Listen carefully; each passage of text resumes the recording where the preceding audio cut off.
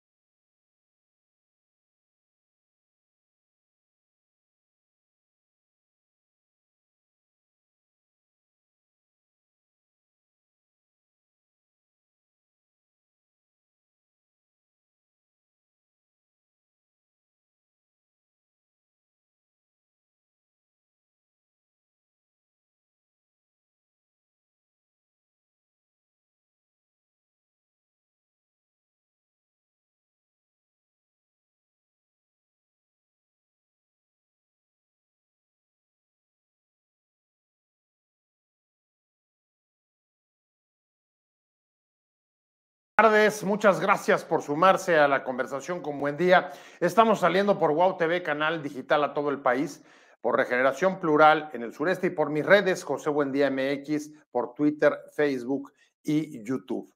Mándenos sus comentarios, intervenga, súmese a la conversación, expónganos sus críticas para ponerlas aquí en la mesa y poder discutir un tema que a todos nos preocupa.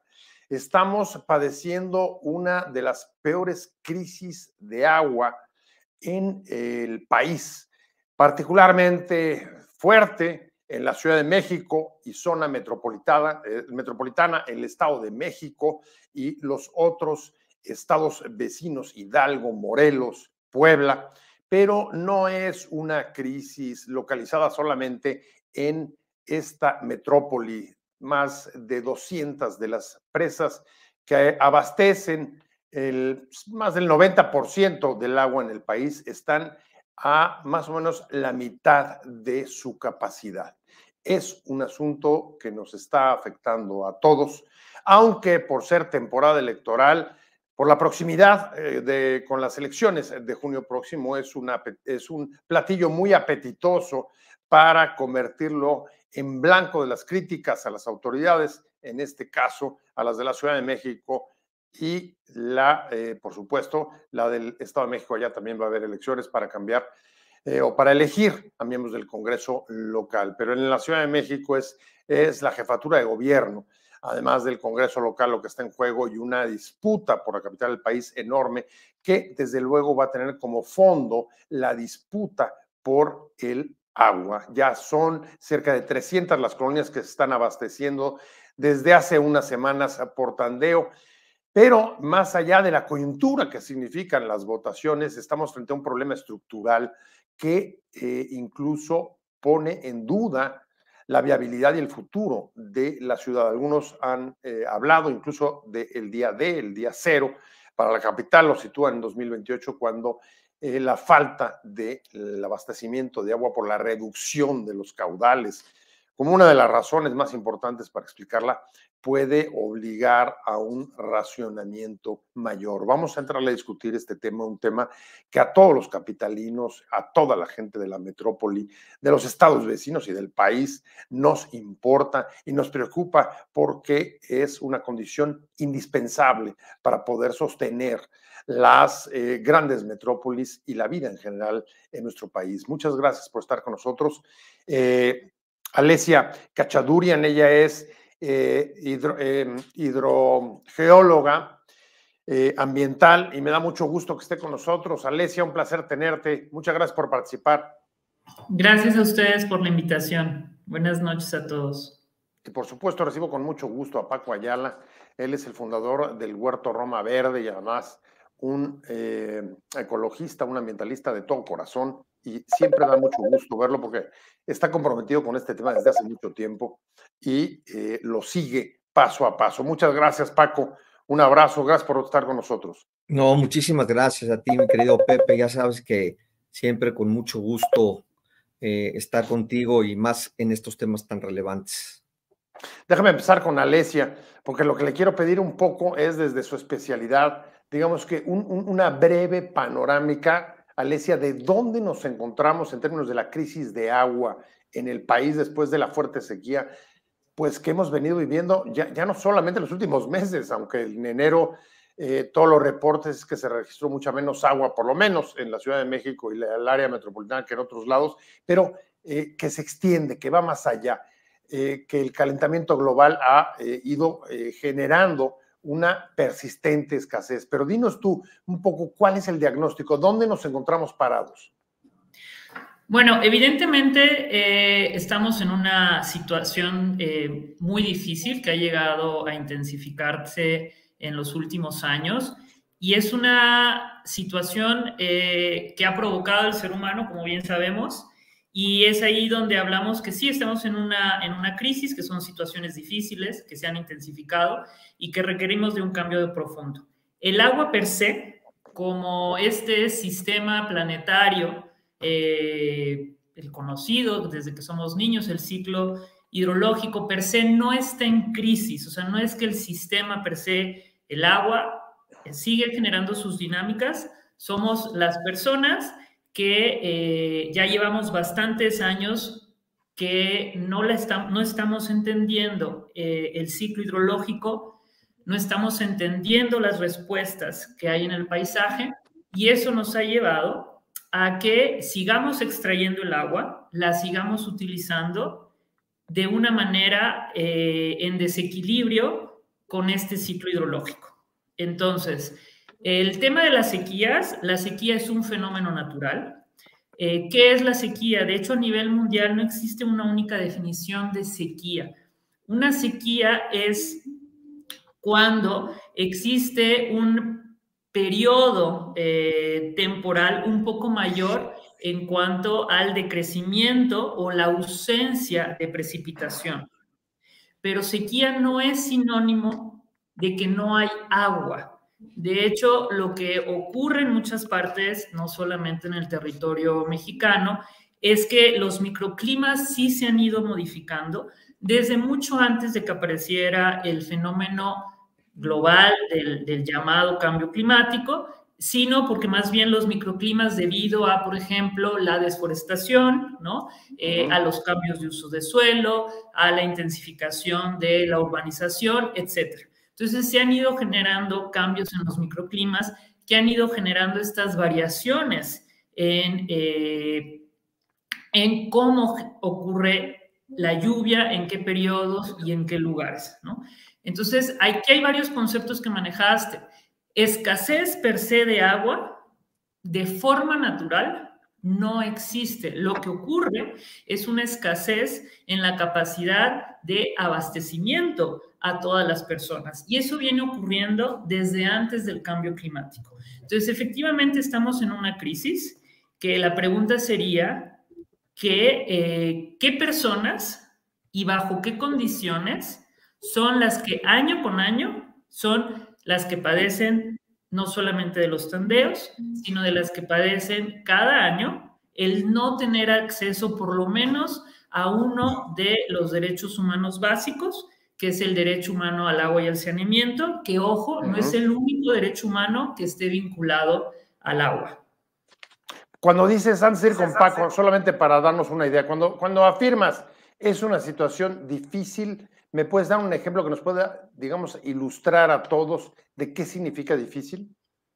Pues difícil, yo creo que obviamente los que estamos aquí somos personas sumamente afortunadas, que nunca hemos padecido directamente el no contar con el abastecimiento directo, que es el uso doméstico, ¿no? El que recibimos en nuestras casas o oficinas.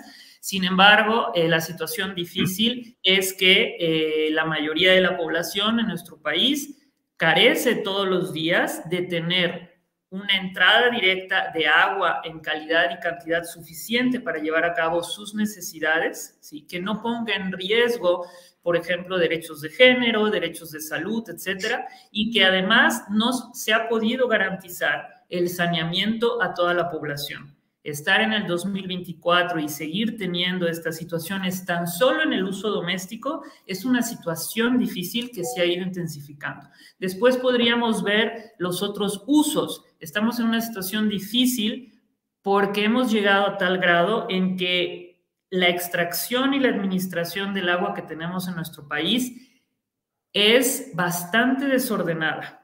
Los números no están claros, sigue siendo siempre el mismo sector de la población que carece de poder contar por lo menos con el uso doméstico. Las reglas del juego con la industria cada vez se va viendo que genera injusticia social, ¿no? Que tiene sus implicaciones en la competitividad económica que tiene México hacia otros países. Entonces, sí, efectivamente, la situación administrativa, es decir, técnica y jurídica a la que hemos llevado el uso del agua en nuestro país, sí, estamos en una crisis, definitivamente. A ver, aquí, por lo que dice Alesia, veo como dos planos, Paco. Un plano es el tan desigual acceso al agua y por tanto el tan desigual también capacidad de ejercer ese derecho. La mayor parte de la población, lo decías hace un momento, Alesia, no tiene acceso directo al agua. Un segundo plano es que los privilegiados, si puedo utilizar ese término que creo que es correcto, que reciben el agua directamente en su casa, abriendo simplemente el grifo, hoy están en riesgo de, al menos, de comenzar a tener racionamiento en varias partes del país y particularmente en las grandes metrópolis. En la Ciudad de México estamos hablando de cerca de 285, 86 colonias en las que van a tener que recibir el agua por tandeo. Muchas de esas me imagino que tampoco lo recibían en su domicilio. Ahí está el caso de Iztapalapa, que están acostumbrados a la falta de agua hace ya mucho tiempo. Pero parece que la crisis hoy está en buena medida visibilizada, no quiero decir que sea más importante o no, está visibilizada por las amenazas al suministro directo en las principales metrópolis o las principales ciudades del país, Estado de México, Ciudad de México, Puebla, Morelos, etcétera. ¿Es así, Paco? ¿Cómo describirías tú la misma pregunta, lo difícil de la crisis por la que atravesamos? Bueno, antes que todo coincido con lo que dice Alesia, o sea, efectivamente estamos en un momento muy complejo, en una crisis de enormes dimensiones que si no empezamos a actuar de manera pronta, expedita, radical, atreviéndonos a hacer acciones que a lo mejor puedan incomodar a ciertos sectores, pues esto se va a convertir verdaderamente en una bomba, porque el agua es un tema transversal a todo lo que hacemos, a nuestra vida cotidiana, a los trabajos que realizamos, a las industrias, en fin, a toda la actividad que el ser humano desempeñe, desarrollo, pues está el agua, ¿no? El ciclo hídrico, pues que además también tiene que ver mucho con el ciclo del carbono y obviamente en ese sentido con la producción de alimentos, ¿no? Ya estamos viendo que esta crisis hídrica está ya afectando justamente temas que tienen que ver con la producción de alimentos y los datos que establece la FAO a nivel mundial y obviamente también los datos que se están viendo en nuestro país, pues son de zonas que antes pues, tenían una fuente hídrica para producir alimentos, hoy no la están teniendo. Entonces, esto es un efecto en cadena que puede ser verdaderamente grave si no empezamos a actuar. Y yo creo que tiene que ver mucho con el paradigma que hemos construido, con este paradigma cartesiano, mecanicista, que queremos solucionar todo a partir de las grandes obras hídricas, pero no le hemos nunca apostado a una cultura del agua, que en este sentido, por ejemplo, me refiero mucho a todo el trabajo que ha hecho Carlos Mora con la Fundación Somos Agua, que él hace mucho énfasis a que tenemos que invertir Y esto es no solamente el gobierno. El gobierno, claro que tiene una responsabilidad enorme en la toma de decisiones cruciales, en general políticas públicas, pero también tiene que empezar desde nuestra casa, tiene que empezar desde la escuela, tiene que empezar desde nuestras empresas. Tenemos que cambiar nuestra relación y nuestra concepción del agua, de que tenemos los privilegiados la capacidad de abrir el grifo del agua y que haya agua, sin tener la menor idea del costo que es traer agua, en este caso a la Ciudad de México, ¿no? O sea, el sistema Cutzamala, nada más para que nos demos una idea del costo de lo que significa traer agua a la Ciudad de México, equivale a todo el presupuesto anual de Puebla. Únicamente abastecer agua a la Ciudad de México para que además después el 40% de el agua se pierda en fugas a nivel de infraestructura urbana, pero también en fugas a menor medida de nuestras casas o de nuestras empresas. Entonces tenemos que hacer una verdadera revolución de conciencia, una educación ambiental muy firme para que entendamos que el agua es un líquido vital, que sin ella no podemos seguir pensando que podamos hacer ciudad, que podemos hacer cualquier actividad que tengamos. Ese es para mí un tema crucial, el tema de la educación ambiental en torno al agua. Pero Paco, a ver, antes de ir con Alicia, cuando dices medidas drásticas, le afecten a quien le afecten, te diría, ¿cuáles medidas drásticas y afectar a quién? Pues mira, pues yo creo que un ejemplo muy interesante es lo que hizo Ciudad Cabos, que como sabes fue una de las ciudades que quedó sin líquido, sin agua hace no mucho tiempo, y la acción no fue traer agua en acueductos, en obras gigantescas, como desgraciadamente se está planteando para Monterrey, sino empezaron a cambiar con medidas de políticas públicas y también de mucha concientización y de mucho trabajo con todas las redes de participación ciudadana, casa por casa, poniendo medidores, yendo a checar si hay fuga, si no hay fuga, y estableciendo un marco también de sanción para aquellas casas o empresas que desperdiciaran el líquido, ¿no? Establecieron tandeos de cuánto es lo que podían consumir por casas, por empresas. Obviamente hay muchas, como lo voy a decir, por ejemplo, uno de los sectores, pues todos estos clubes de golf y todos estos grandes desarrollos inmobiliarios, si no demuestran que tienen plantas de tratamiento de agua, que tienen captadores de agua de lluvia, en fin, toda una infraestructura verde, azul, que es necesario que ya se legisle, que no sea una opción del desarrollador si la pone o no, sino que ya es una obligación que la tengan, aunque pues pierdan y abatan su utilidad, pero tienen que entender que la utilidad de unos no puede estar en función del detrimento de un derecho humano como es justamente el agua. O sea, dirías, o tienen toda esa clase de medidas o no hay permisos. Así de sencillo. A ver, nadie se puede oponer y a todo el mundo encuentra beneficio en evitar el derroche, el desgaste, el mal uso, que es un poco lo que está planteando Paco, y menos aún el altísimo consumo en un momento de falta de agua como el de los campos de golf y algunas desarrolladores, Alicia. Pero, a ver, ¿esto es suficiente para, y voy a tu tesis, para reconectarnos o entender el cambio del ciclo hídrico y ajustarnos a él o no? No es suficiente, porque voy a retomar lo que comentabas antes, José. ¿Por qué lo estamos sintiendo en nuevas zonas de las ciudades o en nuevas colonias? Tú dijiste, bueno, las personas en Iztapalapa es una zona históricamente acostumbrada. De ahí estamos hablando de una injusticia social muy, muy fuerte, porque nadie tiene por qué acostumbrarse a no tener agua, ¿ok? Y entonces, Iztapalapa es una zona que socioeconómicamente ha sido destinada a que esas personas no tengan agua en tiempo y forma, por lo menos para abastecer el uso doméstico, que es el derecho humano al agua y el saneamiento, ¿no? Y hace muchísimos años, estamos hablando desde antes que apareciera el cambio climático, ¿no?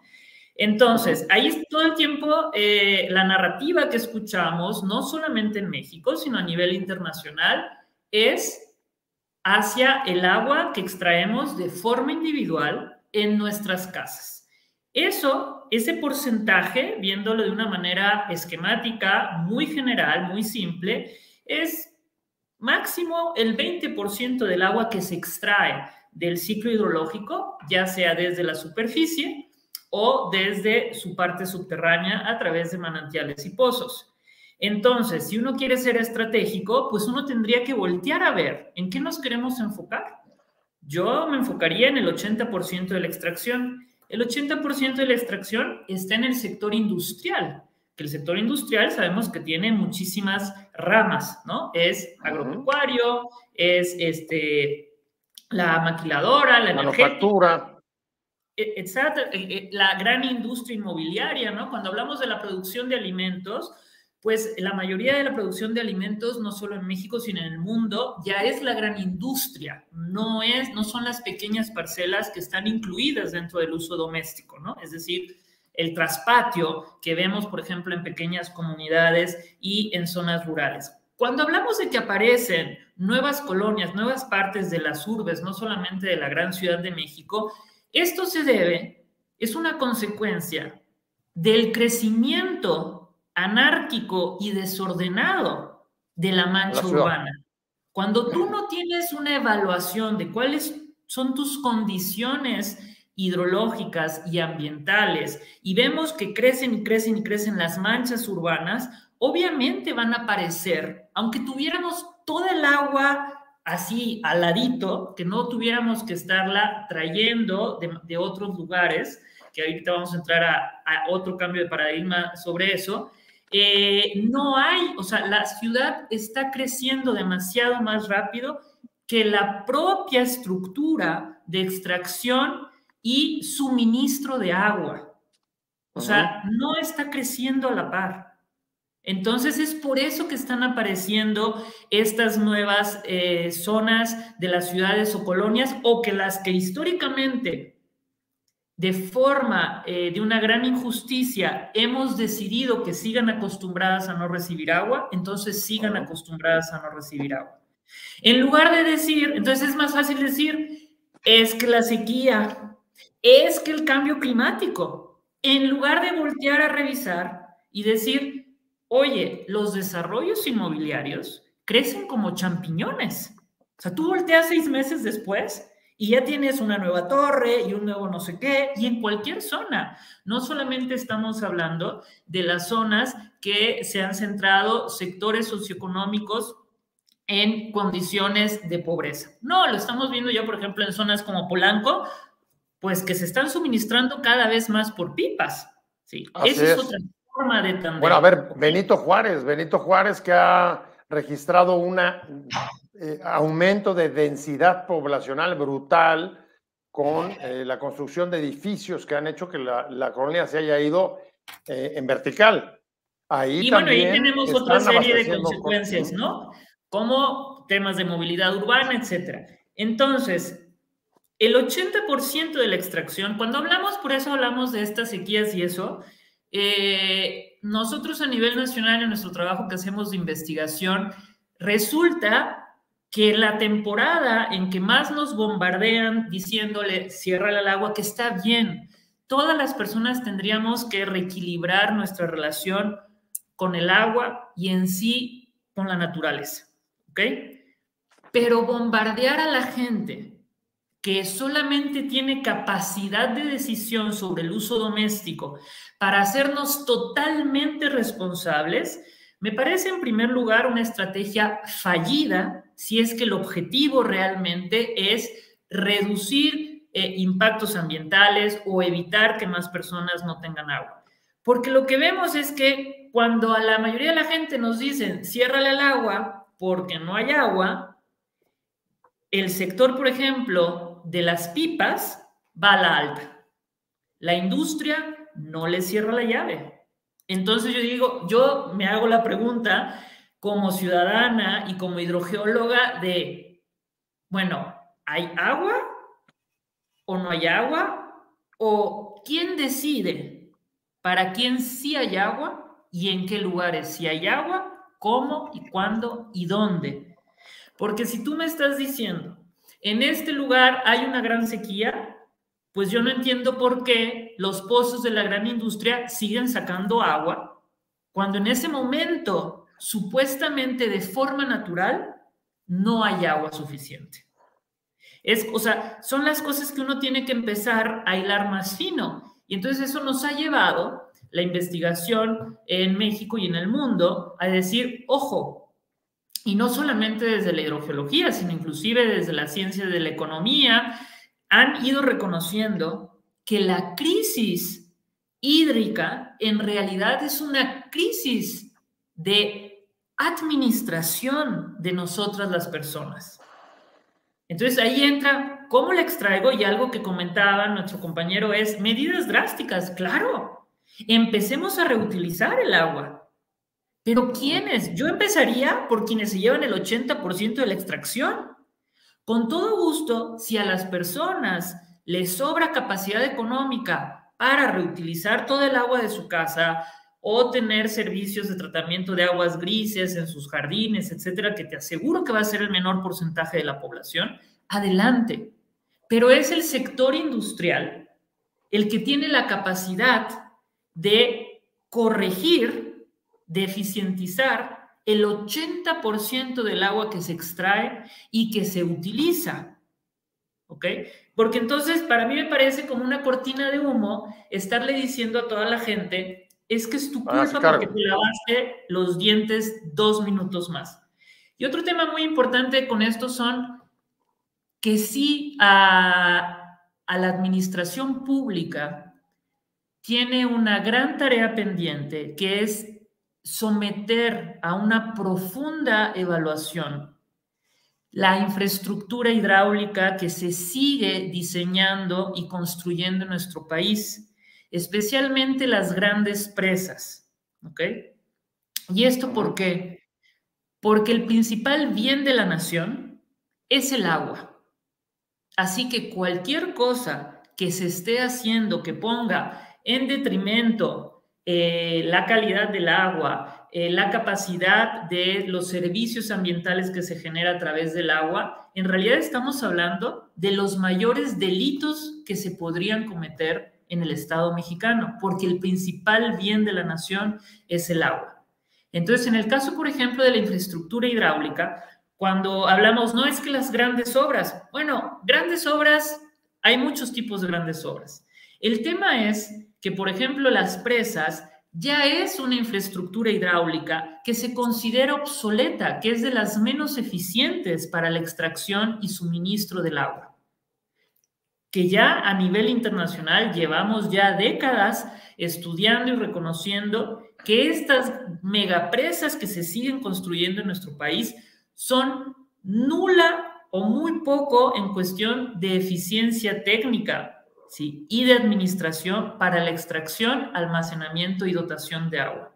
Entonces, es desde todas, o sea, yo cuando me hablan de medidas drásticas, yo me iría al 80%, dónde, cómo, cuándo y para qué se extrae la mayor cantidad de agua, con qué técnicas y cuáles son las reglas de operación, ¿sí? Es decir, los pagos, la fiscalización, cuánto está costando al erario público esa extracción del 80% del agua que circula en nuestro país. Pues Alicia se refiere a las presas, una infraestructura caduca, dice ella, pero hoy por lo pronto el Cutzamala abastece al 25% del agua que llega a la Ciudad de México y está al 39%, Paco, uno de sus niveles más bajos. ¿A qué tendría que dar lugar a eso?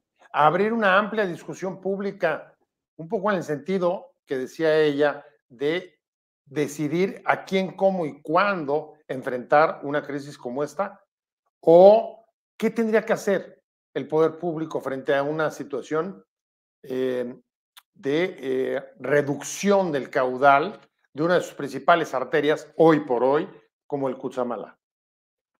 Bueno, yo antes que todo estoy totalmente de acuerdo con lo que acaba de decir Alesia. Por supuesto que sí, este es un problema integral que tiene varias aristas y por supuesto el manejo de agua de las grandes industrias que además se sienten intocables. Vemos el caso que pasó en Puebla con Bonafont, ¿no? Que por la extracción de agua también generó justamente estos socavones gravísimos y al final de cuentas no pasó nada.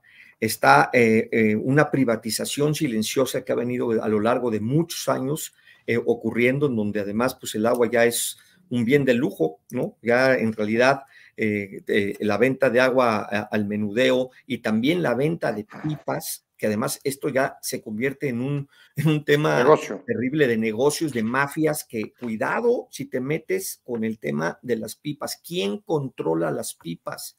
¿Quién está detrás de este negocio? Porque ahí hay no solamente privados, también hay toda una red de grupos sindicales, de grupos metidos con partidos políticos que están justamente controlando este tema.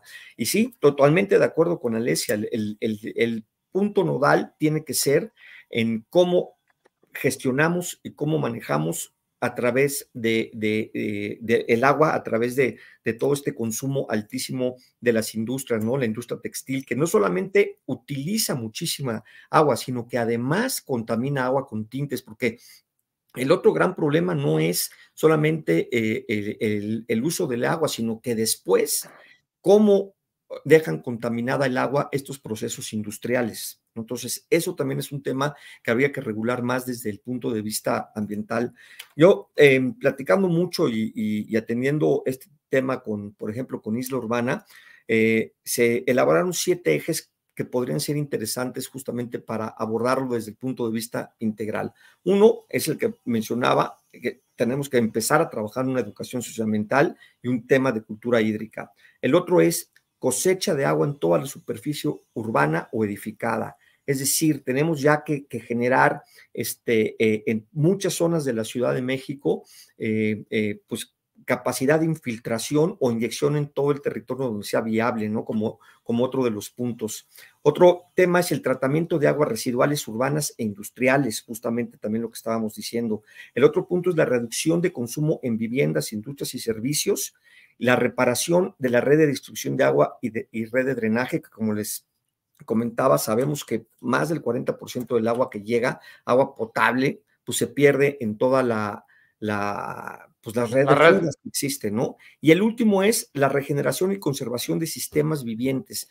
Un tema importantísimo y que yo aquí vale mucho la pena resaltar es que qué bueno que el gobierno de la ciudad anunció hace no mucho que el Programa General de Ordenamiento Territorial que estaba queriendo empezar a cambiar el uso del suelo de conservación, sobre todo de la franja sur de la Ciudad de México, se paró porque estaba amenazando el bosque de agua, que el bosque de agua es uno de los puntos vitales de captación de agua, no solamente para la cuenca del Valle de México, sino también para Morelos y el Estado de México. Creo que ahí fue una decisión acertada, que además tuvo que ver con una reunión que tuvo Clara Brugada con varios ambientalistas aquí en Huerto Romaverde.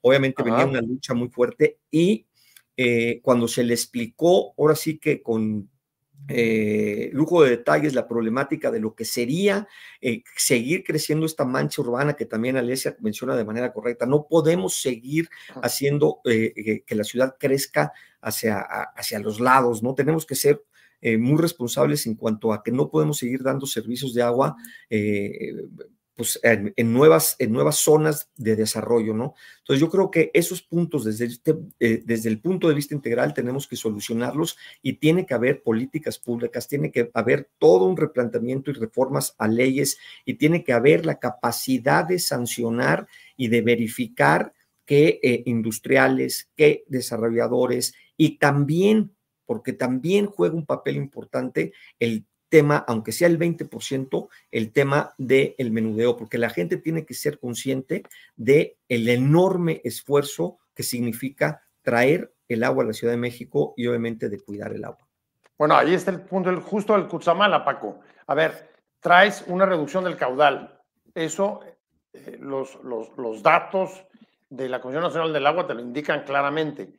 ¿Cómo sustituirlo en el corto plazo? Estamos hablando de que el embalse o los 3 embalses del Cutzamala están a 40% de su capacidad normal. Hay que sustituirlo con algo.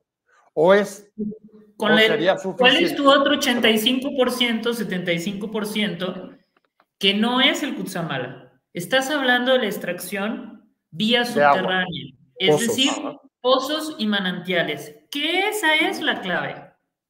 La forma más eficiente de extraer agua en términos hidráulicos es la extracción desde la parte subterránea del ciclo hidrológico, que es a través de los pozos. Y esa ha sido la extracción silenciosa y que menos se ha cuidado y se ha cuidado, se ha hecho transparente, es en donde menos tenemos las cuentas claras, ¿sí? Y resulta que es la fuente de abastecimiento que sí sostiene, ¿sí?, a la población con la capacidad económica y con el estatus social para recibir agua, porque tú lo ves en las zonas de lujo de las grandes urbes de nuestro país. Se suministran directamente a través de pozos, ya sea por el suministro privado, es decir, que no están conectados a la red de suministro, o que sí les alcanza a estar conectados, o sea, que la red de distribución de la administración pública llegó hasta donde están sus desarrollos, ¿sí? Entonces, es ahí donde me parece delicado seguirle diciéndole a la población que no tiene agua porque la fuente que genera el 25% de dotación, ¿sí?, tiene menos agua. Y es natural que tenga menor cantidad de agua. ¿Por qué? Debido a la temporalidad de las lluvias. 2, el asolvamiento de las presas, también eso reduce su volumen. 3, el volumen base, es decir, el volumen que tiene una presa a lo largo del año con o sin lluvia, es un aporte de los flujos subterráneos que se ve mermado por la extracción de los pozos que están a la redonda. Entonces, si yo le sigo diciendo a la gente que solo con cerrando la llave y no pongo atención y no ordeno cómo se está extrayendo el 85% del agua, me parece realmente muy difícil, ¿sí?, que podamos alcanzar de dotar esa agua. No sé si me explico. ¿Quién es dos llaves? Te explicas perfecto. Aquí perfecto. Perdón. No, aquí justamente lo que tenemos que hacer es esta infraestructura para poder permitir que la infiltración del agua se dé. Es una infraestructura y hay que hacer un plan urbano hídrico que permita justamente que esos pozos se recarguen, que haya más, o sea, en la medida que las ciudades crecen y la mancha urbana, el concreto, los pavimentos, etcétera, pues, ¿qué es lo que hacen? Pues merman la capacidad de infiltración al subsuelo y no hay ninguna infraestructura que permita que eso suceda. Y eso tiene que ir también aparejado con una gestión de agua efectivamente por aquellos que consumen más del 80% de la extracción de agua. Tiene que haber plantas de tratamiento en esas industrias, tienen por fuerza ya, y eso es un poco lo que decíamos de la mano dura, tiene que haber una supervisión muy fuerte, con sanciones muy claras para que el agua que utilizan pues tengan procesos de tratamiento y tengan procesos de limpieza para que se vuelvan a reutilizar y no suceda que la tiran y se va obviamente a los drenajes o vete tú a saber, a ríos, etcétera. También tenemos el tema de los ríos entubados en México. La Ciudad de México tenía 42 ríos vivos. Ahora solamente tenemos uno solo, moribundo. Y el agua en las barrancas del poniente de la ciudad llega pues prácticamente pristina. ¿Y qué es lo que hacemos? la vamos entubando y la vamos mezclando con aguas grises, con aguas negras. Y tenemos que cambiar la infraestructura hídrica de la ciudad. No podemos seguir mezclando agua con caca, con agua de lluvia, por ejemplo, ¿no? Tenemos que hacer toda una infraestructura. Esa es la gran obra pública que tenemos que hacer. Y fíjate, algo que también es importante señalar, que esto, aunque no nos afecta directamente, pero sí nos afecta a nivel regional. Por ejemplo, el tramo 5 del Tren Maya, la reserva pristina de agua más importante de la región, piloteada para construir un tren, ¿no? Entonces, ese es un poco también ese paradigma, ese concepto que tenemos del agua, de que creemos que el agua es una mercancía. Oye, Paco, pero si entiendo lo que está tratando de plantear Alesia, además de lo que tú estás diciendo, por no mezclar el agua, las aguas negras con el agua potable o el agua pura, cuando habla de pozos, a mí lo que se me viene a la cabeza, y tú me corriges, sería, primero tener un censo, saber quiénes, cuántos y cómo. 2, prohibición de generar pozos privados. Y 3, verificación de cuánta agua se saca de ahí y quiénes y cuánto los usan. ¿Por ahí van tus medidas, Alesia, o no? Esa es una de las del paquete, ¿no? De la estructura que tenemos jurídica y administrativa en relación al agua. Es decir, una parte es tenemos definitivamente en términos de conocimiento hidrológico e hidráulico, ¿sí? En México tenemos que actualizarnos. Prácticamente toda la administración pública y prácticamente toda la academia privada o pública de este país, y no es solamente condición de México, está desactualizada en materia de conocimiento hidrológico. Es decir, en entender cabalmente cómo es que funciona el ciclo hidrológico, el contexto hidrológico en el que se encuentra un territorio objetivo, ¿sí? Y cómo es que a partir de este contexto hidrológico se generan las dinámicas ambientales, entendiendo que una dinámica ambiental son todas las interacciones que genera el ser humano con su entorno. Entonces, esa es quizás una de las principales causas, y no solamente es cuestión de México, se requiere un cambio de paradigma. Y en este tenor, que es mi especialidad, obviamente eso se va a ver reflejado en si hay una actualización en el paradigma científico, eso me va a obligar a hacer una actualización, un cambio de paradigma jurídico y administrativo. Entonces, que podría ser que, por ejemplo, se diga, pues, pozos privados sí, pero monitoreados de tal forma, o la remunicipalización, por ejemplo, de los servicios públicos, ¿no? La actualización en materia técnica, en fin, los sistemas tarifarios cruzados, se pueden llevar a hacer muchas medidas, pero esas medidas solamente van a ser coherentes hidrológicamente si entendemos correctamente cómo es la dinámica del agua. Entonces, de las medidas que mencionaba Paco, podemos hablar mucho del tema de recarga. Sin embargo, en cuestiones hidrológicas, ¿sí? La recarga es el fenómeno más complicado que tiene el ciclo hidrológico. Cuando nos llenan la cabeza de creer, porque una cosa es la infiltración y otra cosa es la recarga, son cosas muy diferentes. Y en términos hidrológicos nos interesa la recarga y no la infiltración.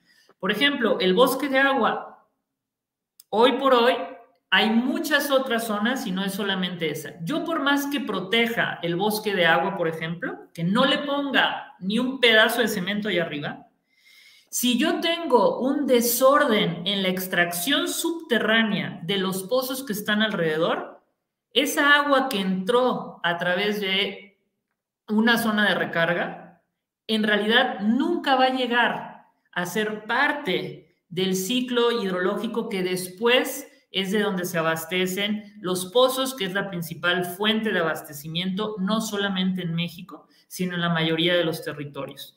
Entonces, la estrategia está en reducir la extracción. Y algo que dijo Paco, que es esencial para reducir la extracción, es la reutilización del agua. Y sí, tenemos que reutilizar el agua. Y empecemos, pues, con los que tienen la mayor cantidad de agua a reutilizar. Obvio que es sumamente valioso si yo puedo reutilizar el agua con la que me bañé, ¿no? O es sumamente valioso si una persona tiene la capacidad de tener una cisterna, por ejemplo, de aguas grises y una cisterna, por ejemplo, de captación de agua de lluvia. Eso es sumamente valioso.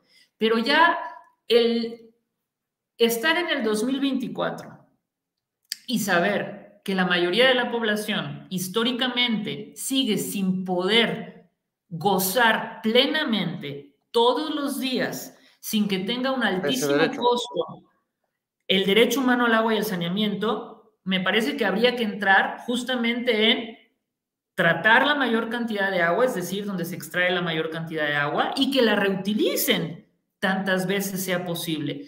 El objetivo es reducir la extracción, porque el tema de recarga, sí, es sumamente difícil y lento y no nos van a salir las cuentas. Ojo, con esto no estoy diciendo que hay que proteger las áreas naturales y hay que proteger esas zonas que son de recarga. Sin embargo, la capacidad de recarga en el ciclo hidrológico no se protege en el perímetro en el que se da la recarga nada más. Se controla a través de la extracción que está ocurriendo no solamente en el lugar, pero en el caso de ser un área natural protegida, esperamos que adentro no esté ocurriendo una extracción, ¿sí?, sino alrededor. Y eso es justamente algo que se tiene que hacer a través de un proceso que se llama evaluación hidrogeológica del territorio, que con base en esta evaluación, que es entender cuáles son mis condiciones per se naturales que tengo y ambientales, para entonces a partir de ahí planear mis áreas naturales protegidas, mi crecimiento urbano, el tema de dónde te vas a colocar industria, porque no es un tema de que la industria esté mal, todos dependemos de la industria. No hay una sola, así como todos dependemos del agua, hoy por hoy, la vida humana está condicionada, ¿no?, al desarrollo, a la capacidad industrial. Pero esto tiene que ver con un tema de ingeniería inversa, de voltear a ver y decir, oye, ¿cómo podríamos hacer las cosas diferentes? Que eso es en realidad lo que deberíamos de entender por sustentabilidad. Pues es que esa es una pregunta, perdón, Paco, es una pregunta clave. ¿Cómo hacer las cosas diferente? Y lo que uno ve, por lo menos en los próximos meses, es que el tema del agua, más que hablar de extracción o actualizar científicamente, va a ser un tema de arma arrojadiza política dentro de las campañas, a pegarle duro unos contra otros y a utilizar la alarma. Estamos hablando ya del día D, que el día D se puede adelantar, el día 0. No sé si es solo un titular de prensa, Paco, o realmente existe ese riesgo en caso de que no sepamos hacer las cosas diferente o distinto. No, y yo subrayaría un poco en el sentido de que existen ya las tecnologías para lograr esto. O sea, lo que sucede es que pues, los grandes empresarios y los grandes industriales no quieren invertir en eso porque obviamente si tienen la disponibilidad del agua para ellos sin ningún tipo de recato, pues ¿para qué invierto en plantas de tratamiento? ¿Para qué invierto en toda una serie de infraestructuras que pues les van a hacer más caro su negocio? Entonces, esas son también las medidas que ahí sí el gobierno tiene que entrar, tiene que legislar para poder obligar a estas empresas, a estas industrias, a que tienen que implementar este tipo de tecnologías, porque ya existen muchos avances en eso. No, aquí, por ejemplo, nosotros en Huerto Romaverde llevamos ya más de 8 años que no hacemos descargas al drenaje y todo nuestro sistema de saneamiento de agua lo manejamos in situ. Obviamente nosotros somos una islita pequeña, no es un esfuerzo, si quieres, como un ejemplo ahí, nimio, pero se puede hacer en grandes unidades habitacionales, se puede hacer para que grandes empresas y grandes industrias pues hagan este tipo de medidas, ¿no? Si no lo hacemos, Paco, ¿sí existe el día D o te repito, es solo un titular de prensa? No, yo creo, claro, que va a existir el día D, por supuesto, y además estamos no solamente en el tema de agua, ¿no? O sea, algo que también estamos viendo que nos alarma y que tiene también que ver con consecuencias en las recargas que se mencionaban, pues toda esta tala indiscriminada de árboles que se está dando y que no se está actuando de manera firme en contra de los grandes taladores, pues eso también afecta al círculo hídrico que es necesario proteger. Y así nos podemos ir a muchas cosas que no se están haciendo porque desgraciadamente el medio ambiente todavía no está visto ni considerado como un área prioritaria. Por eso le recortan los presupuestos a cada rato. Por eso hoy tenemos menos supervisores que estén checando las violaciones que hacen las industrias. Entonces, si no entendemos que el medio ambiente es transversal a toda nuestra vida y le empezamos a meter presupuesto, pensamos a meter políticas públicas, pues vamos a estar pues socavando la vida y aproximándonos a este día D que comentas. Oye, Alida, es casi, ya se ha vuelto una frase común hablar de las guerras del agua. Si no actuamos distinto, tú ves lejos guerras del agua dentro de estas grandes metrópolis como la Ciudad de México, Estado de México, Puebla. Pues ya pasa en Iztapalapa. ¿Guerras del agua? ¿Cómo ves?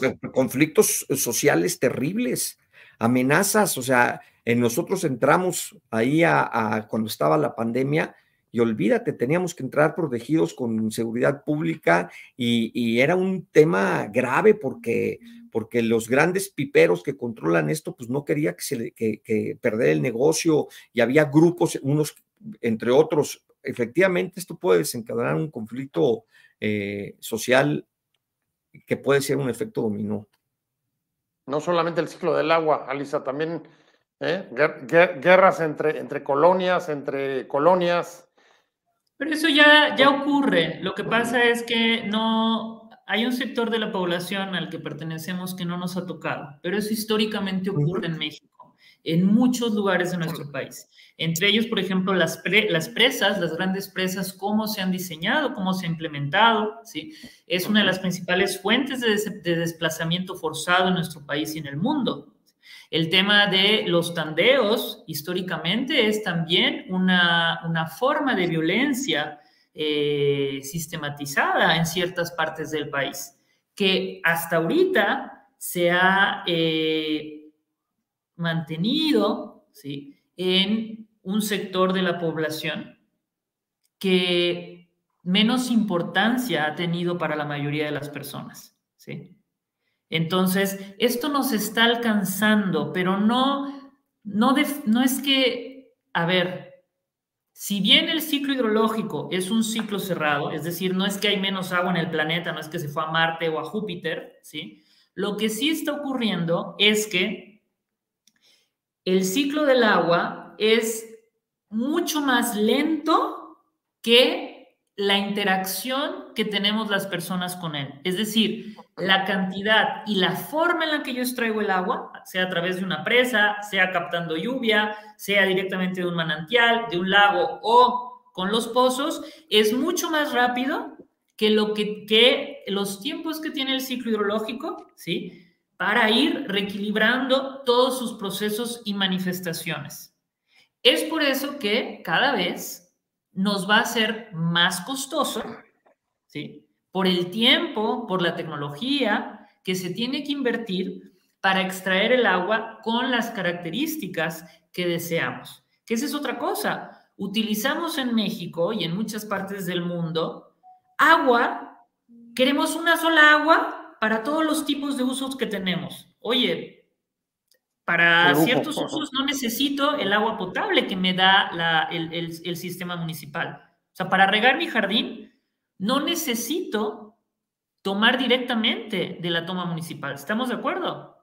Puede ser agua residual o aguas grises o captación de agua de lluvia, ¿no? Que esa es otra de las formas, no solamente la reutilización a través del tratamiento de agua, sino la diversificación, ¿sí?, de la composición físico-química del agua acorde para los distintos usos.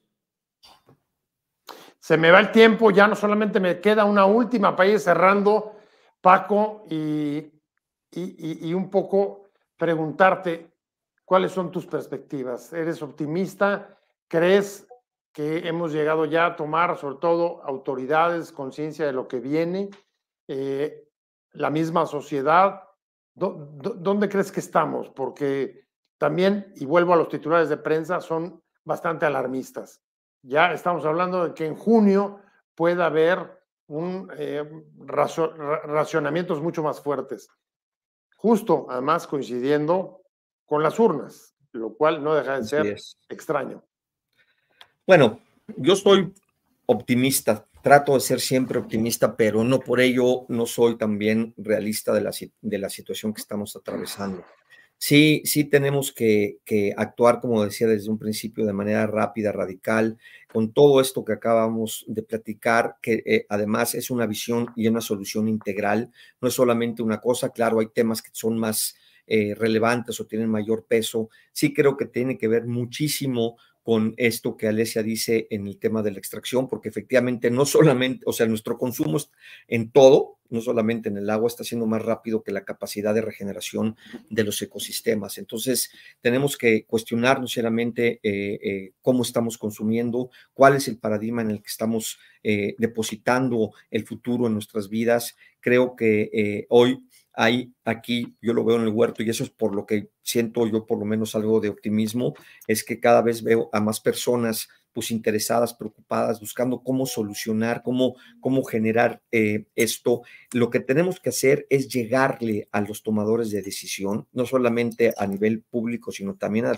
los privados, porque al final de cuentas a nadie le conviene que haya una crisis hídrica en donde pues se afecte la vida, la economía, porque tanto empresas como industrias, como a todos los sectores, pues esto nos va a afectar. Tenemos que cambiar eso, tenemos que entrarle a un tema profundo de educación. O sea, es una cruzada educativa verdaderamente desde nuestras casas, de nuestras escuelas, centros de trabajo, comunidades, empresas, industrias, y empezar a actuar en consecuencia, y obviamente sí exigirle a las autoridades que pues no pueden estar vacilando con esto, no pueden no empezar a poner orden, empezar a exigir a las grandes industrias, a las grandes empresas que tienen que hacer las infraestructuras necesarias para que su manejo de agua sea muchísimo más eficiente, y yo creo que por ahí es donde tendríamos que hacer. Sí, es una movilización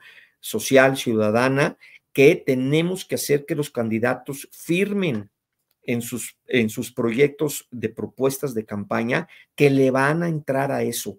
Por eso nosotros estamos en el Plan Nacional de Descarbonización 2024-2030, perdón, en donde uno de los temas sustantivos es ese, ¿no? Es el tema del agua, entre otros. Son 7 ejes, y esos 7 ejes es a ver qué candidato verdaderamente asume el compromiso y el rol para entrarle al tema medioambiental, porque algo que decimos aquí en el huerto es que no puede haber justicia social si no hay justicia ambiental. Está claro. Paco Ayala, fundador del Huerto Roma, ahí está su punto de vista. Voy a cerrar contigo, Alesia, y pues vamos a tener que esperar por lo menos hasta después de las elecciones para comenzar a discutir esto. No sé cómo lo veas tú. A lo mejor eres más optimista que yo. Bueno, el tema del agua es un tema político, ¿no? Entendiendo en la máxima expresión del concepto política, que es de todas y todas las personas, ¿no? Eso es la política, es un asunto de todas las personas. Definitivamente tiene que haber un cambio de paradigma en los asesores de las personas candidatas a la presidencia de la República. Ojalá que tengan esa capacidad en asesoría técnica, jurídica y administrativa en materia de agua. Definitivamente no pueden ser las mismas personas o especialistas que nos han llevado a donde nos han llevado. porque recordemos, el agua es el principal bien de la nación. No hay, como decía Paco, ninguna materia de desarrollo y de soberanía nacional que no pase por el agua. La soberanía nacional está fundada en la gobernanza que se tenga sobre el agua.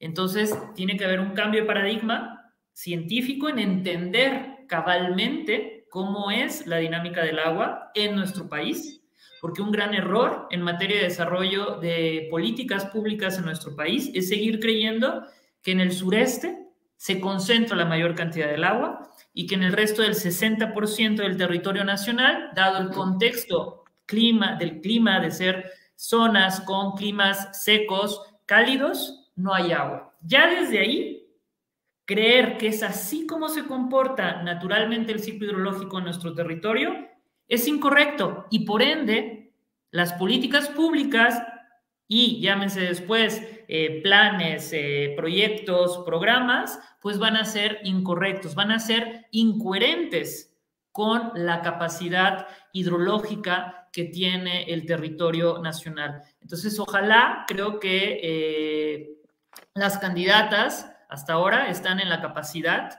de asesorarse correctamente y empezar realmente a proponer una planeación en materia de agua coherente, que tenga una validez científica, ¿sí? Y que jurídica y administrativamente pueda respetar la soberanía nacional como está consagrado en la Constitución de los Estados Unidos mexicanos. Porque la movilización social mexicana creo que ya ha hecho mucho. Ya ha habido mucha injusticia y sufrimiento y muertes en el territorio en torno a estar demandando históricamente por una administración del agua. Alesia Cachadurnian, sí, claro, adelante. Puedo decir una cosa brevísima.